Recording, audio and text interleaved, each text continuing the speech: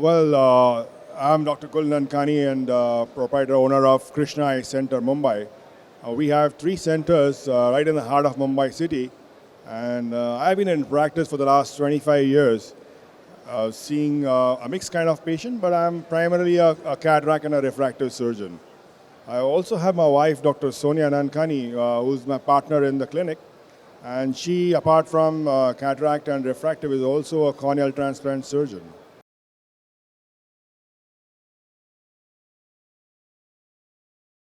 Well, I've been using RayOne EMV for the last 6 to 8 months now. Short experience, but an excellent experience.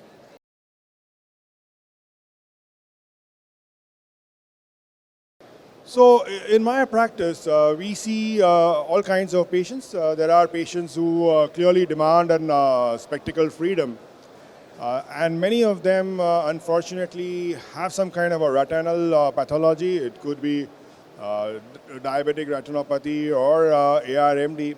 As we know, we have a very high prevalence of diabetes in India, and I would say at least around 30% of my cataract patients have pre-existing diabetes, and many of them have already some signs of diabetic retinopathy.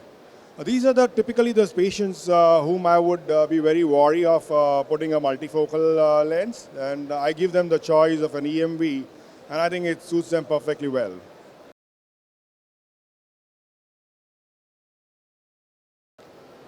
So like I mentioned that the patients are predetermined for having a spectacle freedom, and they have clearly heard about achieving spectacle freedom with cataract surgery. And though the concept of EMV is new, most of them come with the ideas of multifocal IOLs. I spend some time with them. I explain to them how a multifocal lens, because of the design, might not be the best option for them. And the second very crucial point about decision on EMV is about asking them for their lifestyle. Many of them, especially the women who are in India, a lot of them are housewives, and they want more of intermediate vision.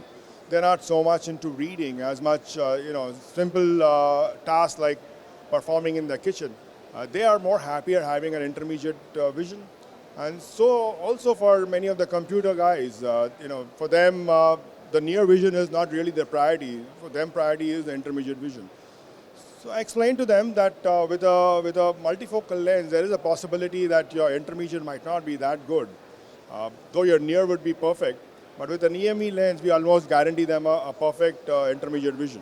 And that's a very convincing point for me. Most of them do get convinced on them.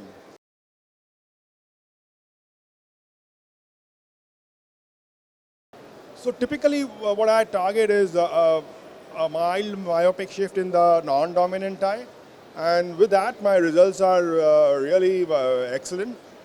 They do get an excellent depth of focus, and I think close to around 90% spectacle freedom. Just for their reading, we give them a +1 correction, and we tell them to keep it in their pockets. Whenever they have to do some very close reading, they can always use the +1, and most of them are quite happy with this system.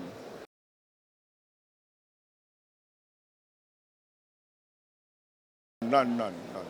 No dysphotopsia at all. No one has ever complained to me with dysphotopsia till now.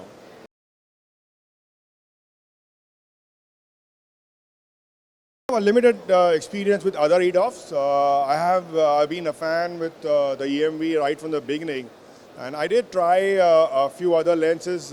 Some of the lenses had a huge issue in implantation itself.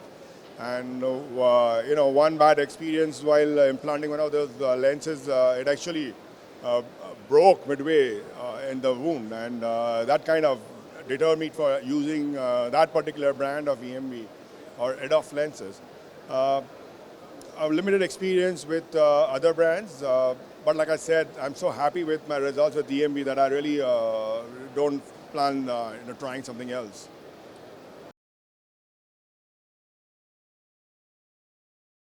Hence, with good counseling and with the kind of results that one can expect in a good distance and a perfect intermediate vision, it's a lens to go for. And like I said, that we do get a huge population of patients who are diabetics, who have a problem in any kind of pathology in the retina.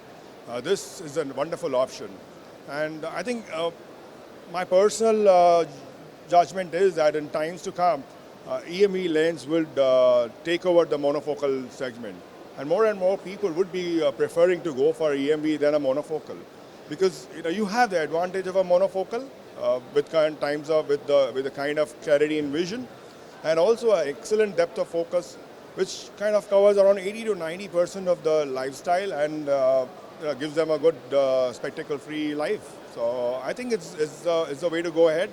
EMV will eventually take over the monofocal segment.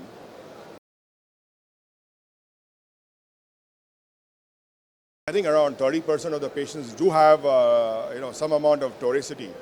On a personal level, anything more than 0.75 to 1 cylinder is a call for a toric, and though we do have wound adjustments and stuff like that, but I would be very happy to have a toric version of EMV, and that would cover all 100% of the patients that I would want to put a EMV lens in.